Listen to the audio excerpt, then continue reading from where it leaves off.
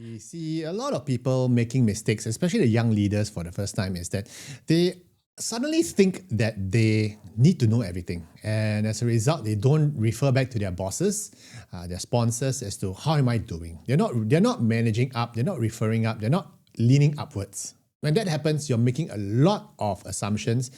You are not calibrating your performance. And more importantly, especially if it's a new leadership position with a new business leader, you don't know whether or not you're actually aligning with their vision and their goals.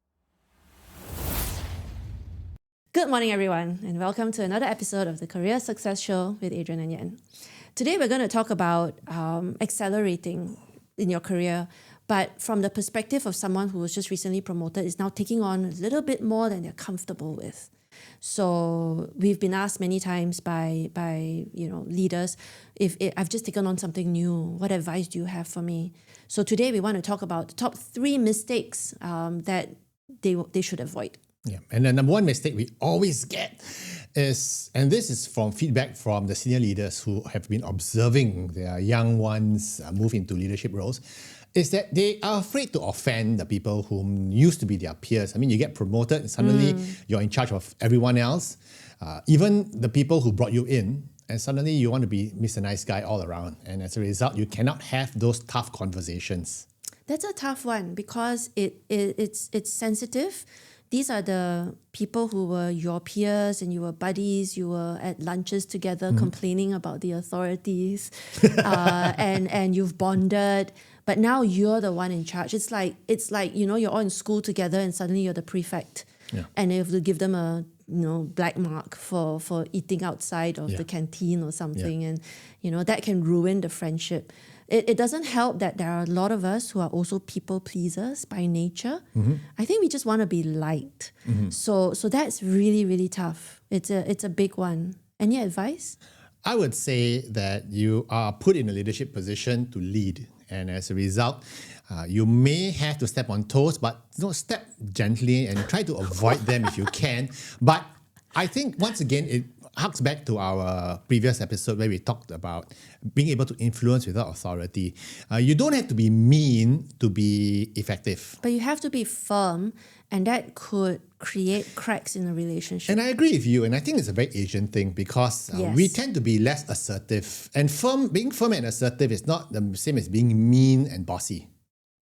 But there are two sides of the same coin, and sometimes you can be perceived that way. Yes. And this is where context matters. One of the things that we work with our clients a lot on is vocabulary, surprisingly. And up to today, sometimes the nuances and the art of giving feedback. Can you imagine having to give one of your team members a performance review that is less than stellar and go like, okay, well, I know I've been promoted recently. I know we're the same age, but I've been tasked to give you feedback on your review and you're not doing good.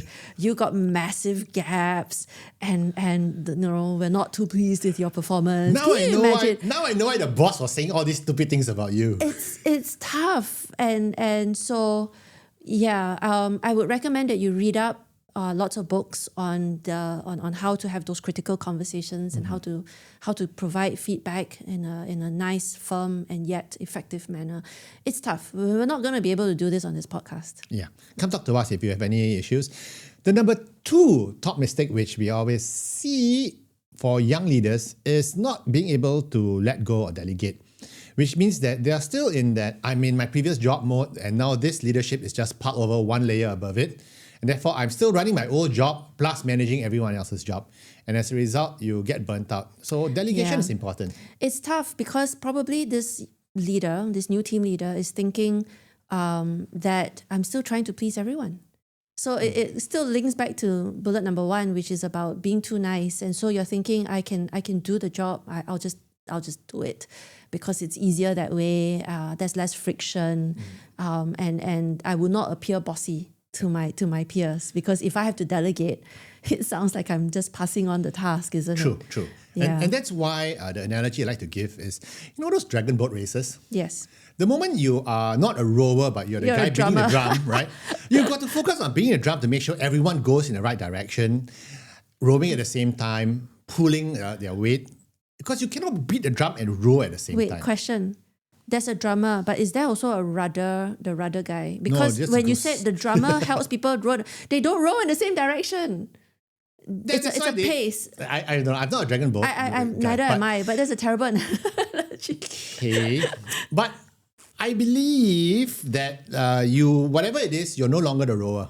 Okay. Yes. You have to do a bit of rowing, but Yes. I believe that and that's where we talk about vertical scaling versus horizontal scaling. Horizontal scaling means I can do a lot more things in a more compact, more efficient way, more effective way. The same things which I've been doing, but as a leader, you are asked to be doing things that are higher value add, further up the value chain. So when you get into a new leadership position, you need to focus on vertical scaling. How do I make the team more effective rather than just me doing my job and coordinating everyone else? Leadership is about leading. Yeah, it's not a popularity contest though. So a lot of those tasks that Adrian just described, they're invisible to your subordinates.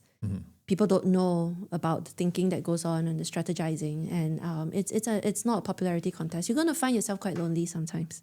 Very lonely. It's So lonely that's at why- the top. That's why you come to us. The third thing which we see a lot of people making mistakes, especially the young leaders for the first time, is that they suddenly think that they need to know everything. And as a result, they don't refer back to their bosses, their sponsors as to how am I doing. They're not managing up, they're not referring up, they're not leaning upwards. And I think that when that happens, you're making a lot of assumptions. You are not calibrating your performance. And more importantly, especially if it's a new leadership position with a new business leader, you don't know whether or not you're actually aligning with their vision and their goals. And I recognize why a lot of individuals don't want to seek constant feedback, because you don't want to be checking in all the time, every you may time. look weak, right? Because it looks like you're uncertain. Yeah.